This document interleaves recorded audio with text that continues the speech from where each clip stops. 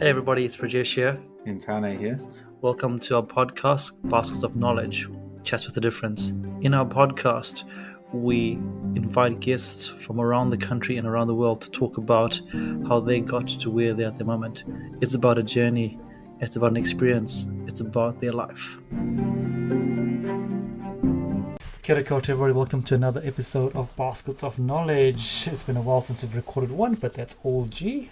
Life happens. It's just me today. Tanya is away doing some other cool things as always. And as always, I want to share what I put into my basket of knowledge since the last recording. And what I want to share is something that was reminded to me a few weeks ago about the mindset of surface area. And what I mean a bit about that there is sometimes if we increase our surface area of things that we do, of meeting people or just doing things, that we're more likely to have things coming back to us. And that was a really powerful conversation I had with someone else that was on the podcast a few months ago, and she spoke about the surface area. It then got me thinking about a podcast I heard with Trevor Noah, who spoke about the 4 kinds of luck.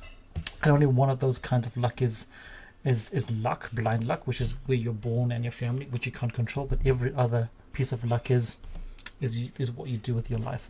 So my invitation, my challenge to everyone listening today is, if you increase your surface area, whatever that looks like, think about the opportunities that might open up to you and the world that you might see. And the reason I share this today is because our guest today is someone that does that I think does that really well. And that's the way I got into this sphere. And they're a person that I look up to, I admire. I think they do some really fantastic things. And when I connected with them, my world changed quite a lot. They might not know this yet. In fact, they don't know this yet. But it really just changed the way I looked at young people, but the way you present yourself in the world as well, and the way you look at the world.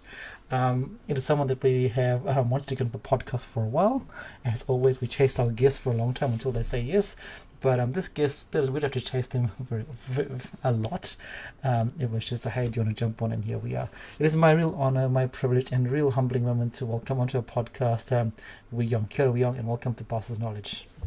Kia ora. So good to be here, Prajesh. And what crazy words for me to live up to. So I don't know who that is that you spoke about earlier, but sounds like a pretty cool guy. And I think it's a pretty cool guy, yeah. thank you so much for the privilege. And it's I'm a long time listener, first time on the podcast. So yeah, what a privilege. Beautiful, and we love that you listen to the podcast as well. But Wee-Yeong, I know who you are, but our guests who know nothing about you, who is Wee-Yeong today on the 29th of March 2026? Yeah, well, I'm a dad of 2 boys, a husband to Rita. My 2 boys are teenagers; they're 17 and 16 years old. I am quite a person of variety. I love doing many things, but if you were to summarize me into a nutshell, I'm crazy about young people. My entire life is devoted to helping, encouraging, upskilling, and really to help whānau across New Zealand and everywhere I go to be able to raise amazing young people for the future of society. And I love solving Rubik's cubes outside of my work. And I am involved with the Rubik's Cube community. My 2 boys are active speed cubers. And within that community, there's a lot of young people, a lot of teenagers. So I work with the teenagers, I work with parents. I study as well the topic of youth, family, and culture. And I have 2 teenagers in my home. So my entire life is around young people. And that's probably a nutshell to start with. Yeah, I think that's a great place to start with, because it can lead us into so many rabbit holes, as we said at the start. And again, it's just a great thing, I spoke about surface area, just alone already, the surface area that you do with young people is pretty profound. But Wee-Yeong, where did this start from? Where did this inkling for helping young people and whānau start from? Yeah. Well, very good question, Prajesh. Like most people, we end up doing stuff that we ourselves had the privilege of either experiencing or seeing firsthand, and then it draws us into wanting to give back. So I was born in a country in Southeast Asia called Malaysia, raised in a typical Asian family. very hardworking dad, mum raising children at home, and had a very typical upbringing in primary school and to the middle of high school, worked really hard to get good grades. And then one day my dad said, "Hey, we're moving to New Zealand." And I was like, "What?" I was 15 years old. My sister had actually been sent ahead as a so-called guinea pig to attend university in New Zealand, and she loved it. She absolutely loved it. She found a boyfriend, and my dad said, "We're going to New Zealand." And so I was like, "Wait, I thought I was going to go after I finish high school." So at 15, with 2 more years of high school to go, I had 3 months notice and my entire life was uprooted, and usually when you're in the sort of latter part of high school, that's when you become a little bit cool. When you're year 9 or 13 years old, you're trying to prove yourself to the older kids and you're trying to get good grades and get into sports teams. But at 15, life was good. It was peachy. Everything was hitting, almost 8, 9 out of 10. And then suddenly everything was ripped under. I felt the carpet was ripped from under me and moved to a new country, and where I didn't have any friends. Moving high schools is hard enough at that age. I moved high schools and countries. And so I came to this new land where my accent, I've spoken English all my life, it's been my first language, but my accent was a thick Malaysian accent, and some people couldn't understand me. I didn't play any of the sports in New Zealand. I wasn't good at those sports. So, as a young person, a lot of my identity was tied around what I did and what I was good at. And then suddenly I was good at nothing, and no one knew me. And so those first couple of years was really, really tough. But as we often look back i- in life, we suddenly realize that there were people, in my case, adults, teachers, youth pastors, and youth leaders in my church that took time to be those adults outside of my family that cared about me. They were essentially mentoring me without me knowing it. I remember my coach, Mr. Ryan, squash coach. He On the drive to the training and the games, we would just chat, and he would share about life. He would listen to us and players in the car, and he would just give some drop nuggets, And at the time, I looked up to him because he wasn't my parents. He was just another voice. He was good at squash and I respected him. And now I look back, I'm like, oh, he was actually mentoring me. So long story short, throughout my younger years, I really needed adults in my life, especially during that first few years of transitioning countries and going through a cultural identity crisis and many other crises as well. And so I guess that pushed me towards living a life of constantly looking for ways to encourage young people. Uh, and yeah, so that's just been the theme of my life since I was a young person myself. And at first, I was doing it without knowing it, almost like unconsciously doing it. And sort of into my 20s and 30s, it became more and more conscious. And now I do it mostly for a job. So yeah. I love that. I love the share there. And what's important there is um, change is hard as and for the most of us. And at the age of 15, as you said, this is when you're actually finding out your identity.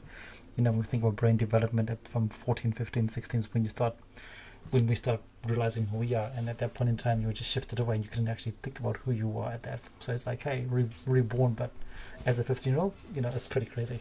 Yeah. Yeah, yeah, 100%. But what I want to delve into is you speak about this right now, but this wasn't your first foray. You ended up going to corporate and working that space there. Yeah. So I guess as you think about yourself as you were, this you have this calling in life, but you Mm, went into corporate. And what was that like for you as you went into corporate? But at the mm, back of your mind, you had this, well, maybe in your heart as well. Mind this calling to go and work with young people. mm. What was that? How did you know? Okay, I have to do corporate, but at some stage in my life, I will come back to this year. Or did that actually Yeah, happen? yeah.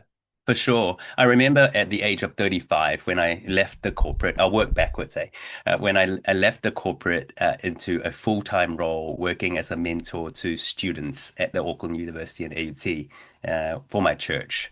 And I remember people saying to me, Wee-Yeong, you must be so relieved now that you've left the corporate and you can finally do what you're passionate about and and be paid for it. And I was like, well, I don't think I'm really being paid that well for it, but it's okay, but I remember thinking and saying to most people that would say that it's like I've I don't think I've stopped loving and helping young people since I was a young person myself. I've always been doing that. It's just that now I get to do that as a job full time. Yeah. So I say that because, for example, when I finished uni, right throughout uni, I was volunteering at the university club. I was in student leadership. I was helping with my youth group. There's always been an element of volunteerism and in and around young people, whether it be a young adults group or a youth group or teaching Sunday school at my church or volunteering in spaces where young people would be volunteering in. And I remember a classic example was my first job out of uni was I was really blessed to get a job at an accounting firm called PwC. And as one of the graduates, I remember again amazing older, more experienced people, partners, senior associates, and managers taking me under their wings as a buddy, taking me out for coffee and giving me on the drive out to the client. They would have a chat with me and all of those things. And I remember just doing the same for the next batch of graduates. I remember putting my hand up for graduate recruitment, going out to the university and talking to students about it.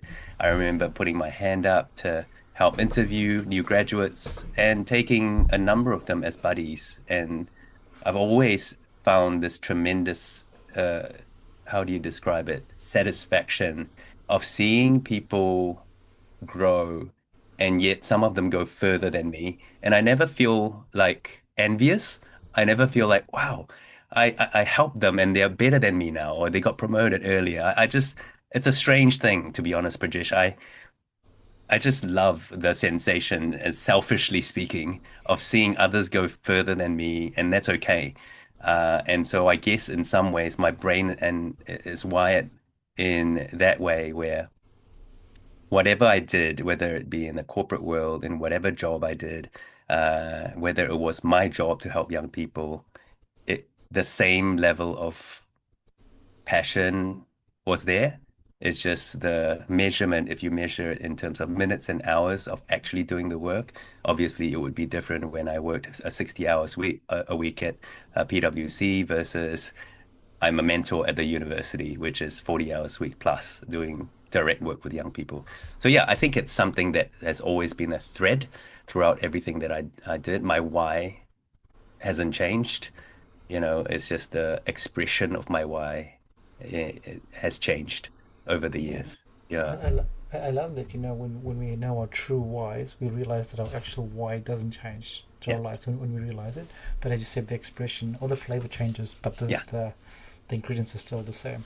And I think this is why I think we connected as well, because like you, I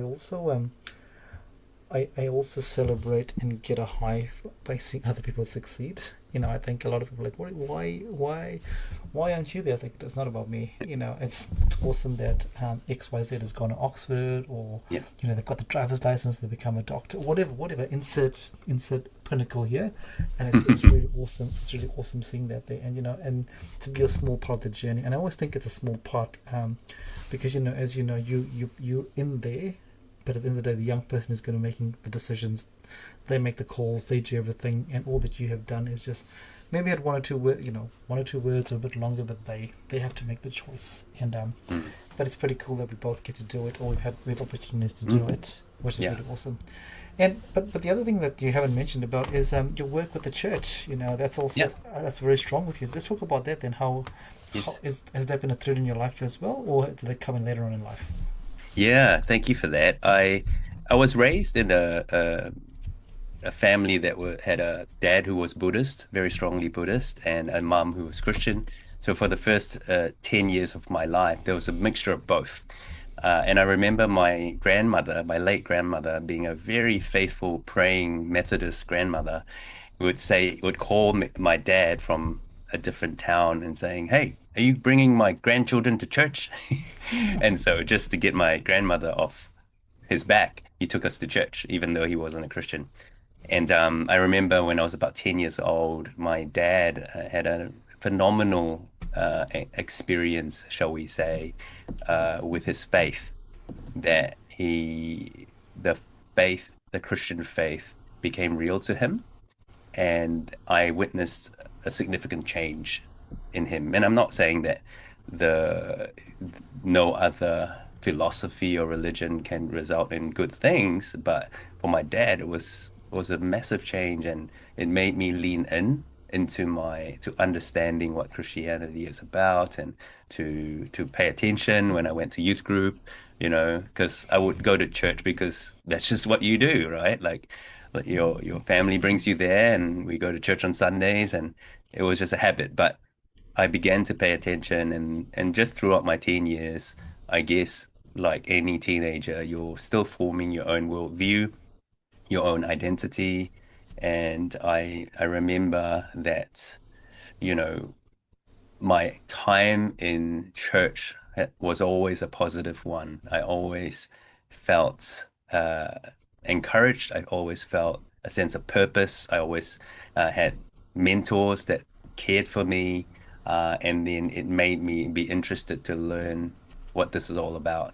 Not because my parents were Christians, but because I really wanted to know.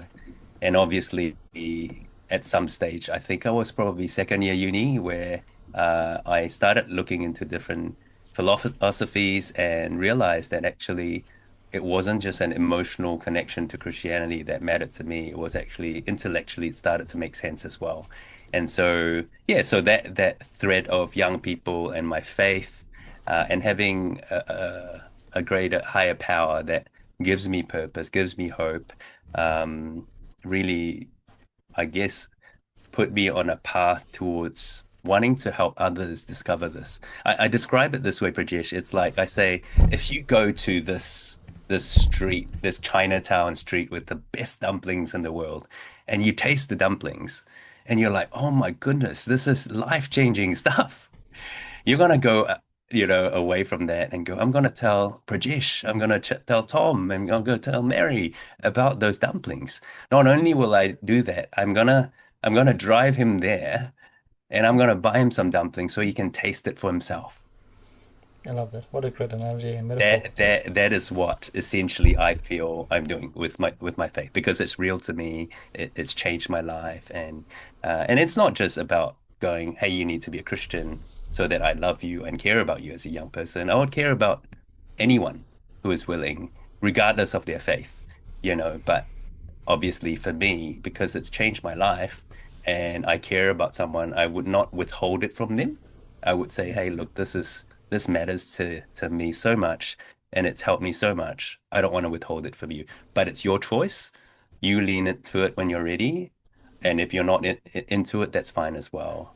But and so that's kind of how I see my faith and how it's integrated to my work with young people.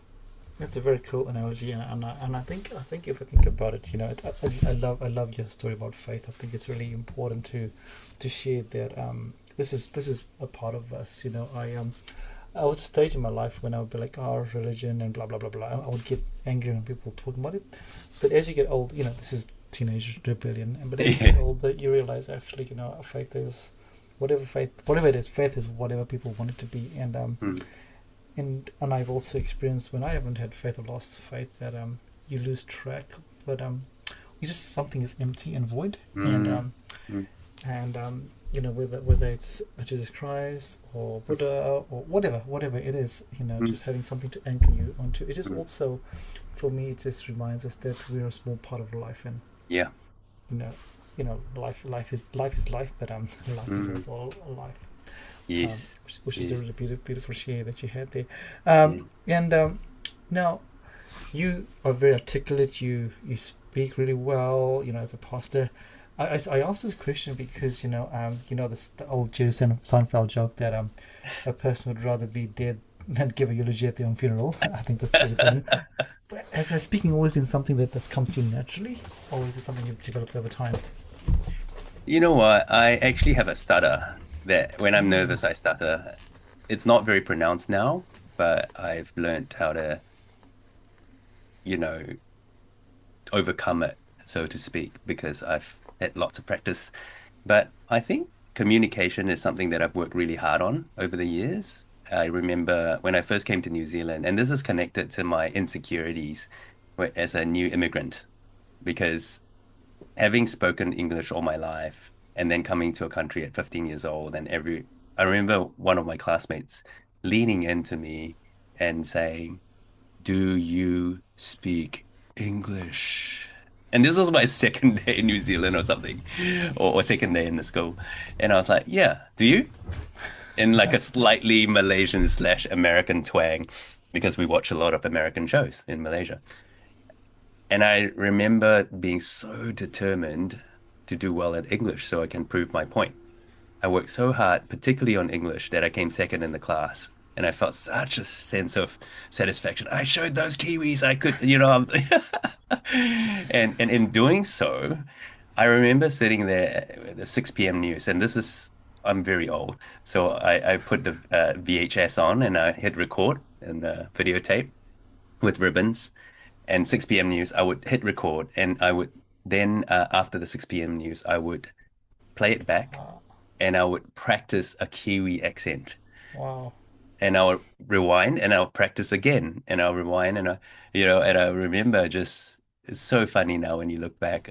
I'm like doing the welcome and welcome to the 6 p.m. news. My name is, and it's like on the one hand that's so unnatural because that's not how I speak, but the way to the diction and this and that.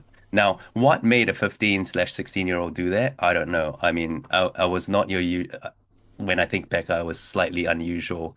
I love reading books, so I think I read Seven Habits of Highly Effective People when I was 15.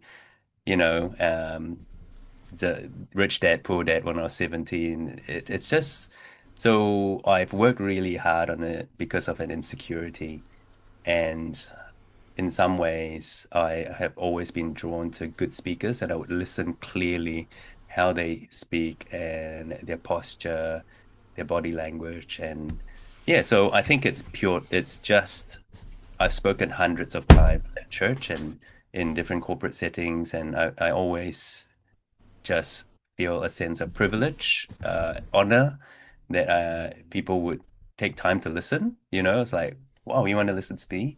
So I do the best that I can to articulate and think about what I was going to say and to say it clearly. And yeah, I don't think I'm even halfway to where I need to be, but I think I communicate clearly enough at the moment. So yeah, it's something to work on and start up from insecurities. Yeah.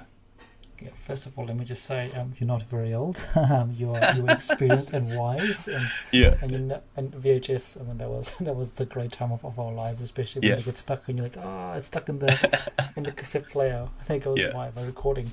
But what I honed in there was something that you said was really profound, and I think that any one of our listeners can hopefully relate to this. Is a lot of the times our insecurities are the reason why we end up doing something or not doing something, right? There's two Yeah. ways that insecurities go. And in your case, the insecurity helped you, Mhm. practice your speaking.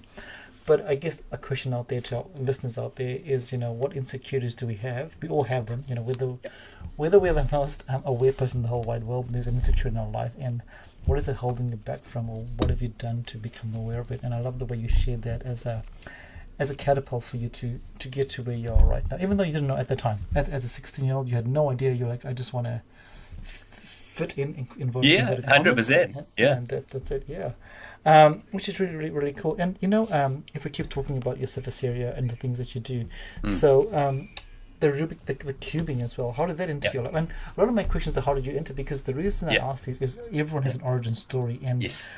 we all start as babies, and at some point in Yeah. life things happen. And how did cubing come into your life?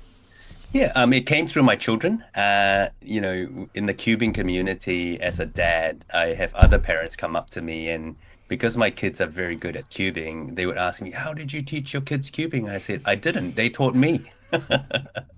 So, um, the short version of it was, my family and I, we went to the Philippines for 2 months in 2016. Our kids were 8 and 6 years old. And I was there for a short school. I was learning something. And so we took our kids out of school and put them into like a homeschool type of a tuition center in Manila. And it was really cool. They had like robotics, and they had like chess club, and they had just your unconventional type classes, not just the usual boring maths and science and all that. That's all good, but they had a great time. One of the classes, the teacher had a cube, one of these things, and so they solved it in front of my kids. And I remember one day my kids coming back from the class saying, Dad, do you know Rubik's Cube? I'm like, yeah, yeah, yeah, we can solve it. I'm like, no, you can't. Are you sure? Show me. And then they showed me, and they could solve it. And I was like, wow, how? So they told me about it, and then we went to the local shop to buy a cube. And then when we came back to New Zealand, they stopped. And then a couple of months later, I was hanging out with my sister in Wellington, and her kids could solve a cube. And so my kids were like, "Oh yeah, we can too." So they started again, and then they stopped again. And then the third time was another couple of months later. One of my oldest son's friends had a cube at school, and so at lunchtime, my oldest son saw him solving the cube, and he goes, "I can solve one too." And then they started solving a cube, and then the friend said, "Hey, do you want to come with me on this weekend to a speed cubing competition?" And then my son was like really excited, came and told me about it. "Can we go, Dad? Please, can we go?" And I said, "Sure. What is it?" And he said, "It's the New Zealand Nationals." And I was like, "What? What? Wait, what? Don't you have to like qualify for like your school and then regionals and then North Island?" And he goes, "No, no, no. Anyone can just go. Can I compete?" I'm like, "You, wait, you barely know how to solve a cube." And he goes, "No, no. Let's just go watch." So we did. We went and watched, and the rest is history. The cubing community is absolutely incredible, really amazing. Very, lots of young people, families of all cultures, very very accepting. I remember walking in, and some of the national record holders who were like you in another sport you'd see them on TV, but they were there high-fiving new kids, and like talking to my boys and introducing themselves and teaching them some tricks. And I just thought, wow, this is cool. I saw my kids light up, and they loved it. And as a dad, you do whatever you can to support your kids, right? In terms of, if they love something and it's a good community and it's wholesome, then why not? So that's how we got started. And then that I think it was only a couple of years later, when I was turning 40, I thought, okay, for my 40th year, the midlife crisis, I'm gonna do something crazy. I'm gonna learn how to solve a cube. By then, Crazy. yeah, and I was secretly learning on YouTube. So, most kids learn on YouTube, but kids can learn in a day. This almost 40-year-old, I tried for a month secretly, and I couldn't get it. I just like couldn't. I always get to one stage and get stuck. And so I just decided, oh, I'm just gonna confess to my children, that my two boys, that I really want to get there, but I'm stuck at this stage.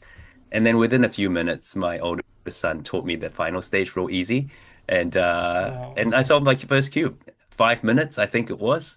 I think it was 2nd of January or 1st of January, in that year. I just turned 40.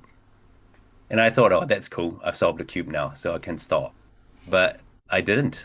I just loved it, and then wanted to get faster and practice. And so now I solve cubes daily, it's almost like an escape from life, as in I love what I do, so I'm constantly thinking about what I do, and I can't switch off. And so the only thing that seems to get me to switch off is solving a Rubik's cube. Like literally, I'm not thinking about what I need to do tomorrow or what I should have done, a very complex problem that I'm trying to solve. So yeah, so it's part of my life. My kids are competitive speed cubers. They're sponsored speed cubers. We travel the entire world, literally all throughout New Zealand. Spend all of our money on on cubes. So outside of work, Rubik's cube is a yeah, it's a big part of our lives. And I love the origin story. It all started because you had a short stint in Philippines. Yeah, Isn't that yeah, it isn't did. that isn't that crazy? Like It it's is really crazy. it's Yeah. really, you go for one thing and then life gives you something else, and that's always the Yes. case. That's always the Yes. case if you're open to it. It goes back to what I said at the start. The four kinds of luck, and Yeah. one of them is blind luck, but the other one is luck of opportunity when you're in a Yeah. place, Yeah. and lack of awareness and lack of doing things, and it's really really quite cool that you and your boys have done that there. Yeah. But also I love how you have it as a daily practice. In my coaching role, and I always talk about we should always have a pattern interrupt in our day, whatever the pattern Mm. interrupt is. And it sounds like your pattern interrupt is the cube, which just takes you away and Yeah. for however long it is, and then you come back because your Yeah. brain does need that there. I love the passion that you have here, and it's really apparent seeing that smile on your face. I want to ask I want to ask a different question. Yep. You work with young people. It's been part of your life for a very long time, but now we're seeing a shift in the world where young people's voices are now being heard or being raised at tables that they were never at before. We think about the young people that we know and how they are now, and even your own niece is, Yep. in rooms that were previously closed. Yep. As somebody that's been working with young people for a long time, can you tell me how you see this as a good thing, but also the dangers that comes with that as well? Oh yeah, very good question actually, Prajesh. I was talking to my niece Elisa recently about this, around how can people of my generation support people of her generation, because that's what I'm really interested in, to enhance not just my own influence, but everyone in my generation, to support generations to come. And so one of the things she talked about was that uh, within this youth space, there used to be a thing called by youth for youth. Like Yeah. youth would say, oh, adults used to always make decisions for us and give us this structured thing that doesn't work anymore, and we kind of have to fit, or we become a token voice at a table and this and that. And we need things that are designed by youth for youth, right? And so I was like, yeah, yeah, I've heard of that before. And then she said, Uncle, that doesn't work. That's so old, it doesn't work. We tried it. We thought that we could do this all ourselves, but we can't. We need we need wisdom. We need funding. We need support. We need encouragement. But we need to work with the generations above us. And I said, what does that look like? And she said, well, the thing is that we don't need to be told how to solve problems of our generation. We need to be encouraged to solve the problems. We need to have the contacts, the funding, the support, the wisdom, and to have people to stand with us if we fail, and to not have the "I told you so" attitude. And I was like, wow, that's amazing. So what you're saying is standing side by side? And she's like, yeah, kind of. And she said, you could possibly call it intergenerational leadership. I was like, wow, I like that. Tell me more. And she said, well, it's not one generation leading or the other one following. It's intergenerational. It's the best of both.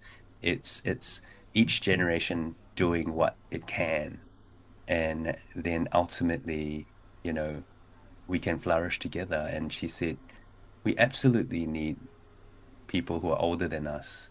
We don't want to just make mistakes on our own. We want to, we're willing, but it's about building the trust. It's about finding people that genuinely are for us, not just wanting to put us on a poster, because we're young. And so I was like, wow, okay. So that's really interesting. So I think yes, young people are getting to tables more than when I was young or more than previous years. There are dangers with it, which I've mentioned before. I think the dangers would be completely by youth for youth and having this even an attitude of going, you guys are old, you don't know anything, you don't know our generation, that antagonism, we don't need that. But if both parties come with open hands and there's a degree of trust between the generations, I think some amazing stuff could happen, and yeah, and our generation hopefully won't feel completely useless. And I think if our generation feels valued too, that we have something to contribute, and the younger generation feel empowered and encouraged and believed in. Maybe that's the thing, to believe in them. And while it sounds cliche, honestly, Gen Z, Gen Alpha, they can do stuff that I would never be able to do or be bold enough to do or had the resources to do because when I was that age, I just didn't have the tools that they have today, you know? Yeah. Like literally they are faster, quicker, smarter in some ways. And so if we can provide the support that they need to run, like the sky's literally the limit. Yeah, I really I was nodding a lot there because I see this with a lot of young people. I think this whole term of intergenerational leadership is really, really profound, and I'm going to sit on that there and watch out LinkedIn. You might see a post about it coming up, but it's really, really powerful. And but I think the other thing that we have to that I think as well we need to be aware of is when they're running, they also need to know that there's someone there to catch them if they fall, Yeah. but also to guide them. And I think sometimes we, and I'm just speaking out of an anecdotally, Mm, as you said before, we just have a voice on the table, but it's just a voice and nothing else. But mm, now, if the voice is on the table and also the pros and the cons are discussed, where age is taken away, but you're just talking about the idea. mm, I was at a leadership thing the other day, and it spoke about when you have a one-on-one, treat the behavior, not the person. And this could be any situation where you talk about the idea and not about the fact it came from a 16-year-old or a 65-year-old. That doesn't. mm, If you take that away and go, okay, what mm. about the actual idea? Is the idea or concept actually a good idea or a bad idea? Whatever. But I think we're all we have a bias. Whether we're like no, our biases go towards ageism or whatever. Mm. Insert bias in there. But it's really hard. But to Yeah, be aware of that becomes a bit of a change, which is really yeah, really powerful. And yeah. I think sorry. Yeah. Sorry, I was just gonna say there's so much to be excited about in Yeah, terms of young people because the younger you are, the less filters you have, the less caution you have, and it's kind of like how if you run a 100-meter race and you have a bad knee, you're gonna favor the other knee, or you're gonna be so conscious that you don't go all out. yeah, But if you know that your body's completely healthy, you will put everything into it 100%. and you will run like there's no tomorrow. And That's me young every people that's me have every day, that. Wee-Yeong. That's me every Yeah. day. What are you talking about? Yeah, yeah, exactly. I see you, I see you. And but young people have that na naivety in the most positive way that they think of a problem to solve, like, some of the young people you and I know, and they're like, why can't we solve that problem? Yeah, Why yeah, can't we raise up an international forum about climate change and get on and organize something that happens next week? Why can't we? yeah, yeah.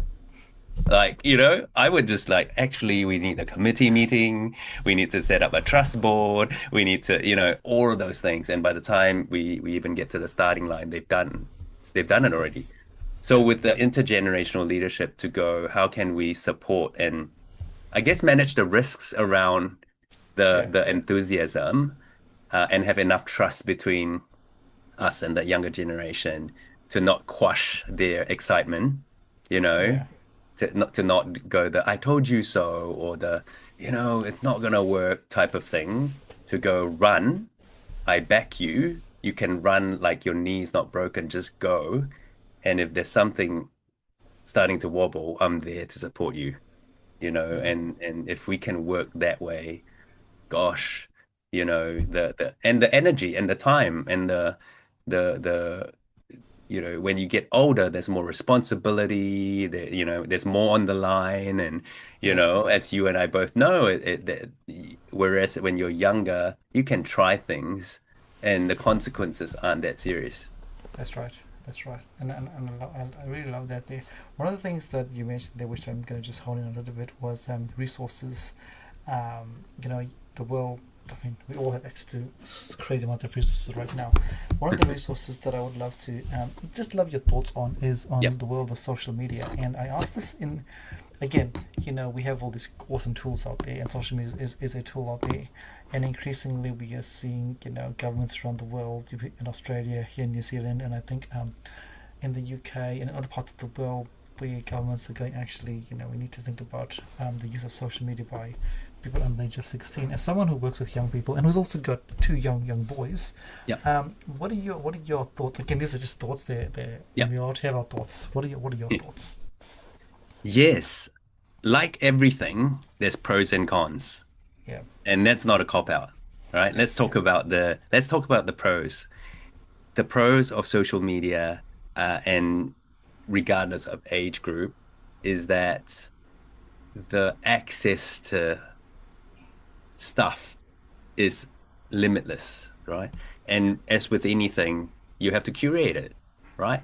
If you go into a bar and you bring an 8-year-old, you go take any drink you want from the bar without telling them and warning them about, oh, don't go to that shelf, that top shelf stuff. It's dangerous because you're 8 years old. Then they're gonna hurt themselves. Whereas if you open them up to different sections and go, that's awesome, go for it.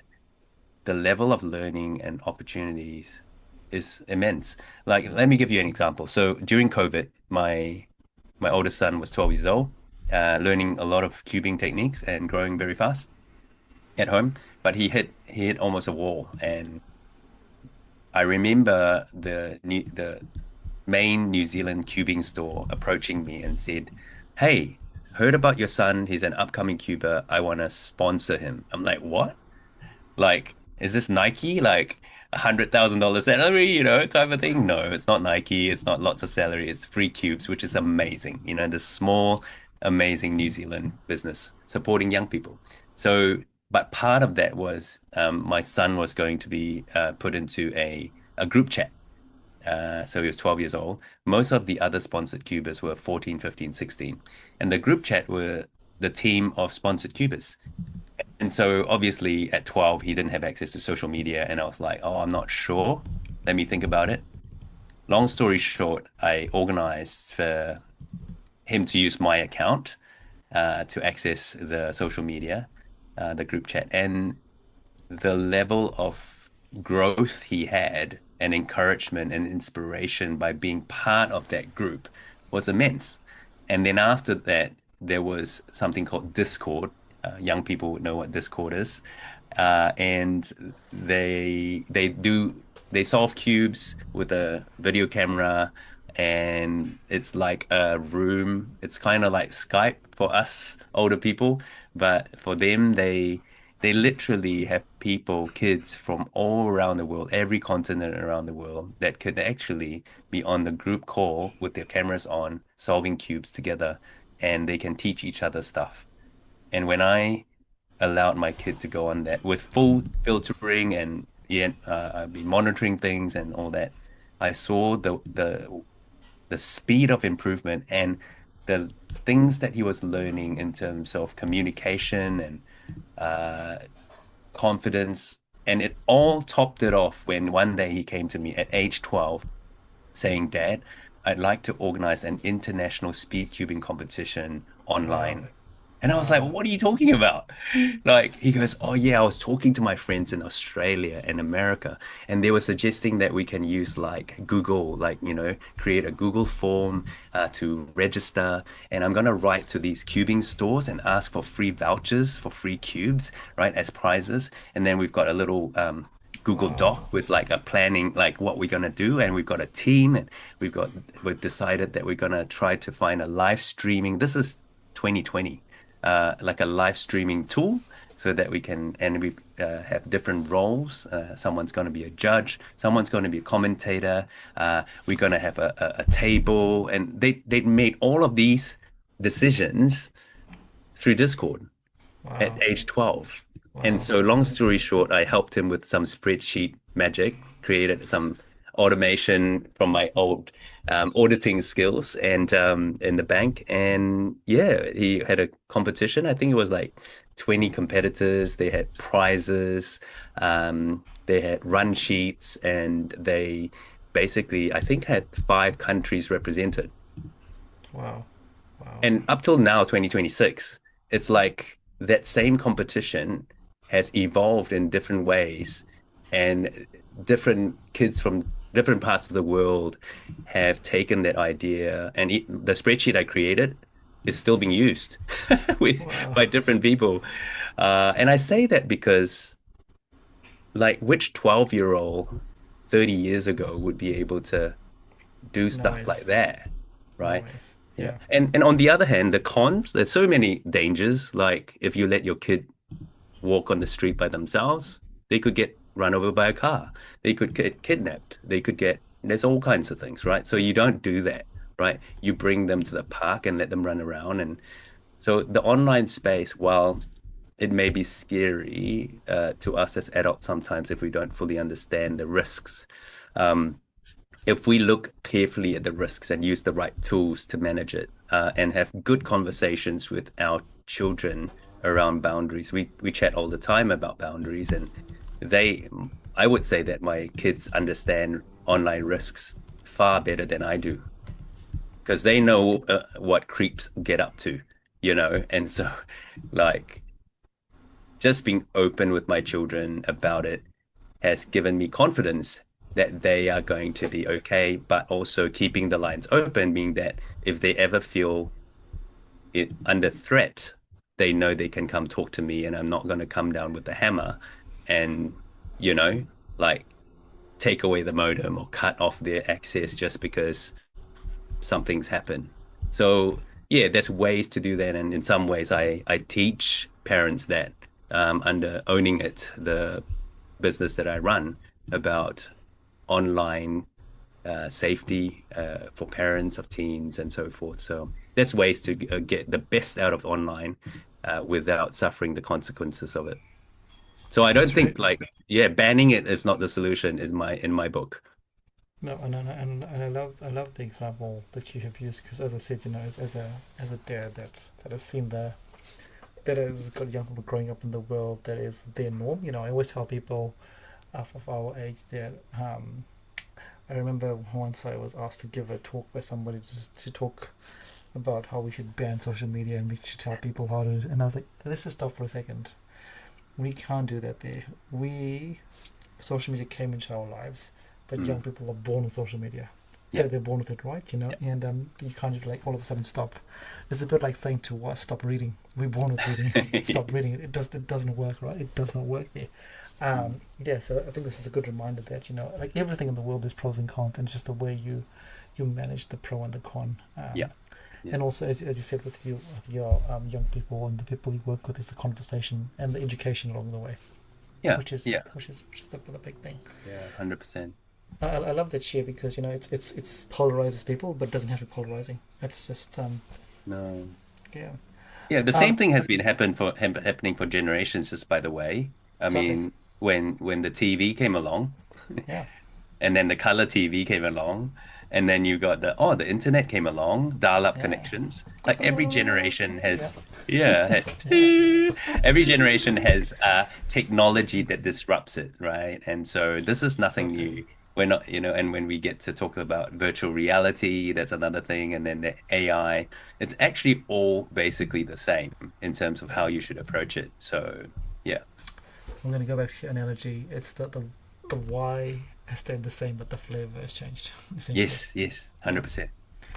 I'm talking about flavor changes and the why. I'm gonna ask one question that I would love to know about.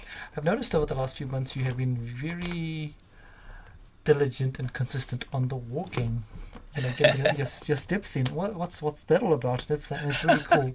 And I didn't say this, but you're looking great. What is the kickstart for that there? Oh, thank you. Look, I went to the doctor about a year and a half ago, and the doctor basically said that I'm pre-diabetic, and it's not genetic. So I'm like, Oh, oh, okay, doctor. So I'm eating bad stuff and not exercising, right? And he goes, basically. So I realized that I needed to change my lifestyle, but it didn't. It took about at least another 8 months before it actually happened. And I remember one time I was in church and bless her heart, one of our church members looked at me one day and goes, Pastor, you've gained a lot of weight. Exactly. And I was like, how dare you? And anyway, I went home and I just thought, oh man, I need to do something about this. And on a more somber note, in the last maybe couple of years, I've lost three friends in their 50s, two to heart attacks and one to diabetes. She had a stroke after suffering from diabetes for a while. And so I thought, wow, people that are not that far much older than me are actually dying of health issues. And I realized that actually I love life. I love my family, and I don't want to be another statistic. Not that I had serious health issues yet, but I was heading that way. So one day I decided just to go for a walk. I did a 3K walk, and then I thought, oh, that was all right. And I remember reading James Clear, Atomic Habits, and I thought, okay, well, it's all about consistency. Let me go again tomorrow. I'll do another 3K walk. And then I thought, this is not too bad. Let's go for 4Ks. And then it became five, and then eventually peaked up at eight. Same loop every day. And I just decided, okay, I'm going to do 7 days a week for a week. And then I thought, oh, this is not bad. I ended up doing 2 weeks. And so, long story short, I've been going at this since October last year. And I think I've missed 2 days. wow. And the last maybe, I don't know, 4 months, it's been 8Ks or 8.5Ks a day. Wow. And it's been amazing, not only for my physical health, but my mental health. So how I do it, because my friends would go, how would you find time for it? And I said, well, look, what changed for me was I started telling myself the hour and 15 walk plus 15 minutes for a quick shower. This hour and a half every day, I consider it as work time. And I'll explain why. So either it's the start of the day. I don't book my first meeting till about 10:30, and I'm really blessed with a very flexible work schedule. I work very hard, but I have flexibility. So, on some days I can't do that. Then I'll do it sort of 2 o'clock in the afternoon. It's a bit hotter, but that's a quiet time usually, and my brain's not very engaged. That's a very low productivity time of the day. So I just go for a walk, or I do it sort of before dinner. And what happens is that I tell myself that I'm actually going for a walk, no podcasts, my brain's clear, and I just walk. And the amazing things that come up the things that I get to think about is crazy because after Wow. I come back, I have a quick shower and I would sit at my computer and I could fill a page of bullet points of ideas, or I could like go from the thing I was struggling with before. I'm writing a talk or a presentation. I'll just finish it within like 15 minutes Wow. That's because amazing. the subconscious mind is working. The whole time. Like I'm That's right. not sitting there looking at a screen. I'm just like something about the rhythm of walking. I don't run yet, and I don't think I'll probably ever run because running makes me want to die.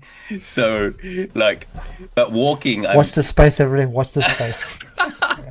famous last words. I Yeah. mean, so I'm not wanting to die, but my heart rate's beating enough that I'm getting good health benefits.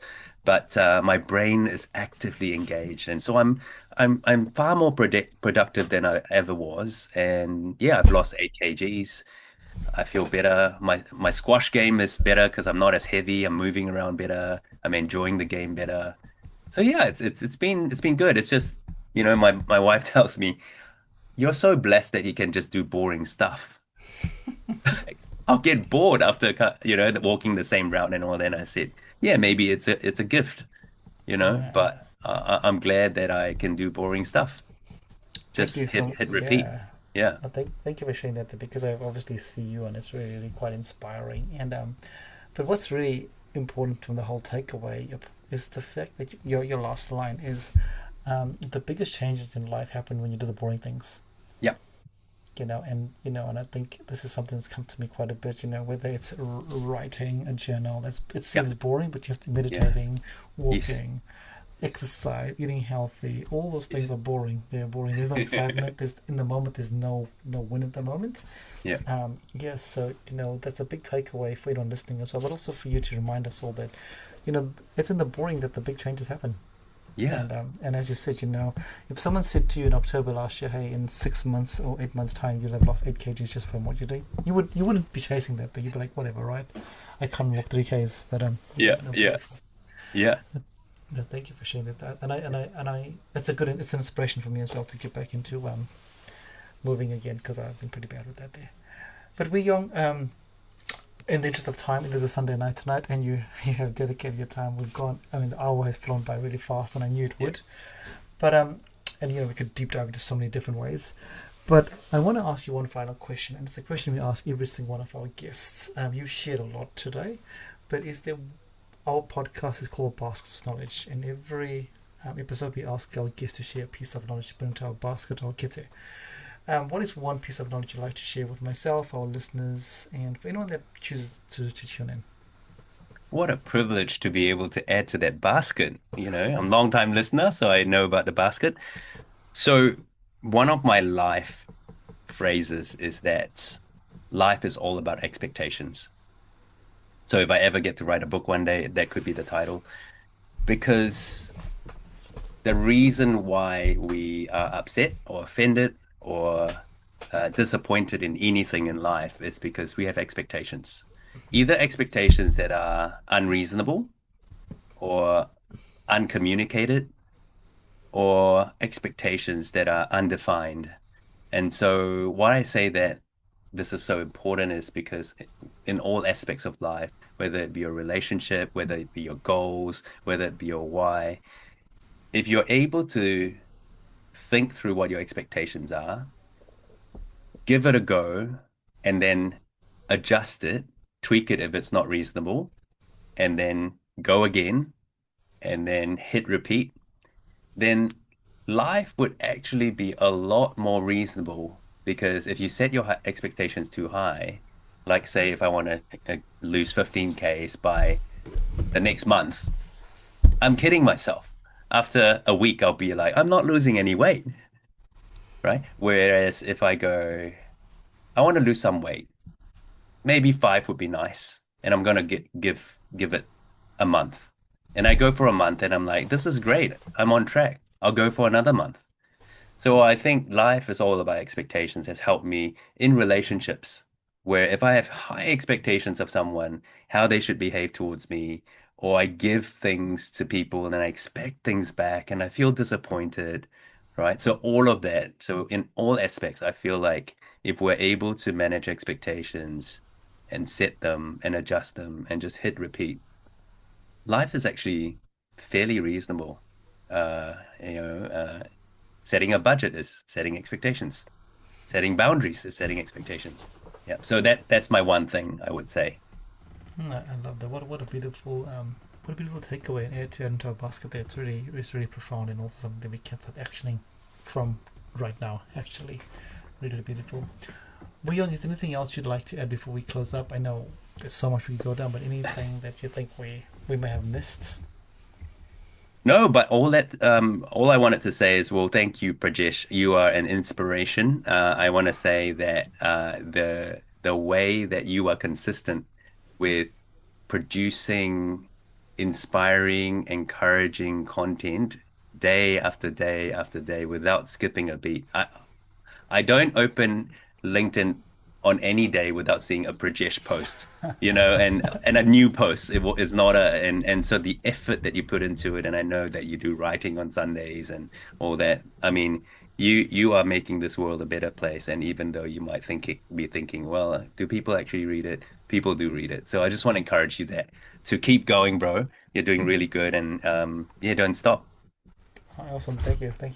Yeah, it's really nice hearing that. Thank you for that. It's I'm a spammer, guys. Just find me and I'll spam you every day. Spam away, bro. Yeah, it's. I mean, like I said at the start, you're inspirational. It's really powerful hearing your tip of your iceberg story. There's a lot more out there, and I guess if people want to connect with you and learn more about you, we didn't touch anything about what you do in your with your work. Where can they connect with you? Yeah, sure. So my business that I run, I teach life skills to teenagers and parenting to their parents. It's owningit.co, owningit.co. So that's a business. But personally, you can connect with me on all socials at Wee-Yeong Look up, it's spelled WEE hyphen YEONG, surname EYOU. There's only one EU in New Zealand as far as I know, or maybe in the world. So yeah, so it's a unique surname. Yeah. Yeah. Yeah, it's a unique surname, so you won't go far wrong if you type that in. Amazing. Thank you so much, Wee Young. Thank you for jumping on today. And for listeners out there, hopefully you enjoyed today's episode. Hopefully you've taken away something that maybe you can action, or maybe it's just going to get you to think about things. And like always, there's nuggets here. Go back and listen again, because it's something that you can always action in some parts of your life. So, Wee Young, thank you for joining us. For our listeners out there, don't forget to find something to put into your basket of knowledge. Don't forget to find a reason to smile every single day. And the most important thing, like Wee Young said, don't forget to think about those expectations that you have and how to tweak them and manage them. And look out for Wee Young's book in a few years' time. Until next time, kakite everybody. Stay safe. Bye. Ka kite.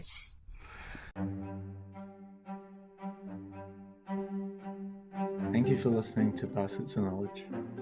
Yeah, we hope that you found something useful to put into your basket of knowledge. And as we said before, remember to put something little into your baskets of knowledge every week. And as always, feel free to like, comment, and share this podcast. Thanks, everybody. Bye.